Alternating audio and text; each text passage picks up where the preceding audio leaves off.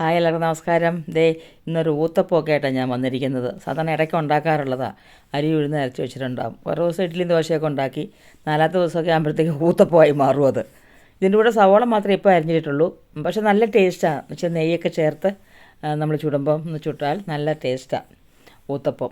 ഇതിൻ്റെ കൂടെ ഇപ്പം സവോള മാത്രമേ ഉള്ളൂ. വേറെ ഇഞ്ചിയും പച്ചമുളകൊക്കെ അരിഞ്ഞ് ഒരുപാട് പേര് ഊത്തപ്പം ഉണ്ടാക്കാറുണ്ട് കേട്ടോ. ഇതിൻ്റെ കൂടെ ഞാൻ സാധാരണ ഉപയോഗിക്കുന്ന തക്കാളി ചമ്മന്തിയാണ്.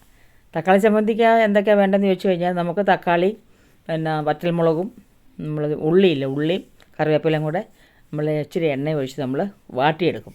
ഒന്ന് വാടിയതിന് ശേഷം നമ്മൾ കുറച്ച് തേങ്ങ ചേർത്ത് മിക്സിയിലിട്ട് അരക്കി ഇച്ചിരി ഉപ്പൂടെ ചേർത്ത് പൊളി സാധനമാണ്. എനിക്ക് ഭയങ്കര ഇഷ്ടമാണ് ഊത്തപ്പത്തിലൂടെ കഴിക്കാനായിട്ട്. അടിപൊളി. നിങ്ങളൊക്കെ ഒന്ന് അറിയാത്തവർക്ക് ഇതൊക്കെ അറിയാത്തവർക്ക് വേണ്ടിയാണ്.